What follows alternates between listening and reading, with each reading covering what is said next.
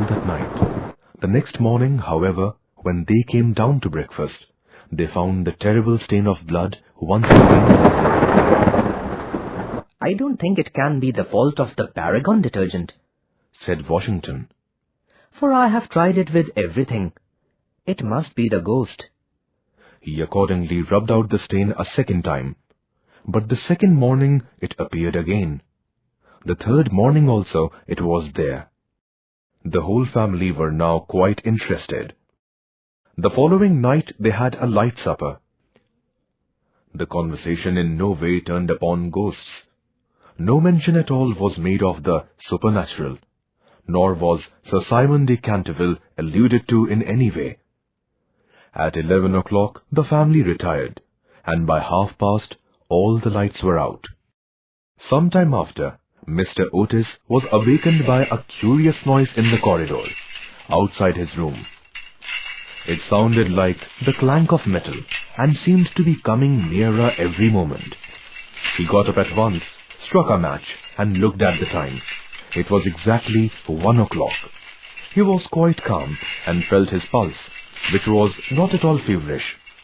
The strange noise still continued, and with it he heard distinctly the sound of footsteps. He put on his slippers, took a small oblong file out of his dressing case, and opened the door. Right in front of him he saw, in the wan moonlight, an old man of terrible aspect. His eyes were as red burning coals. Long grey hair fell over his shoulders in matted coils. His garments, which were of antique cut, were soiled and ragged, and from his wrists and ankles hung heavy manacles and rusty gyves. "My dear sir," said Mr. Otis, "I really must insist on your oiling those chains, and have brought you for that purpose a small bottle of the Tammany Rising Sun Lubricator. I shall leave it here for you by the bedroom candles, and will be happy to supply you with more, should you require it." With these words, the United States Minister laid down the bottle on a marble table, and closing his door, retired to rest. For a moment, the Canterville ghost stood quite motionless in natural indignation. Then, dashing the bottle violently upon the polished floor, he fled down the corridor. Just, however, as he reached the top of the great oak staircase, a door was flung open. 2 little white-robed figures appeared, and a large pillow whizzed past his head. There was evidently no time to be lost, so hastily adopting the 4th dimension of space as a means of escape, he vanished through the wainscoting, and the house became quite quiet. On reaching a small secret chamber in the left wing, he leaned up against a moonbeam to recover his breath, and began to try and realize his position. Never in a brilliant and uninterrupted career of 300 years had he been so grossly insulted.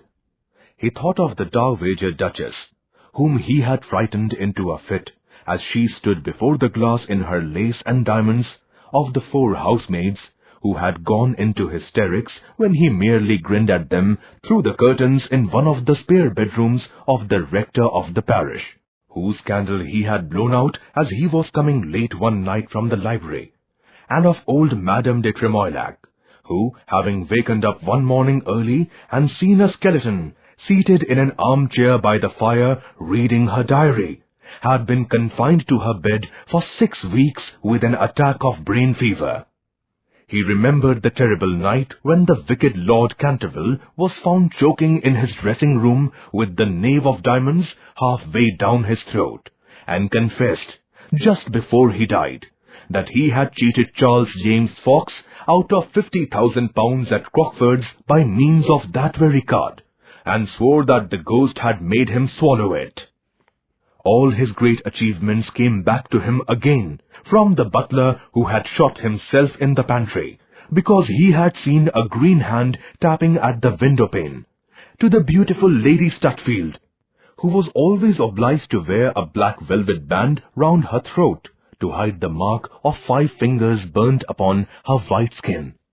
He recalled to mind his lost appearance as Red Reuben, or the strangled babe, his debut as Gaunt Gibeon, the bloodsucker of Bexley Moor, and the furore he had excited one lovely June evening by merely playing ninepins with his own bones upon the lawn tennis ground.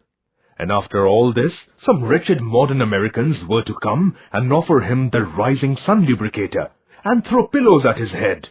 It was quite unbearable. He determined to have vengeance and remained till daylight in an attitude of deep thought.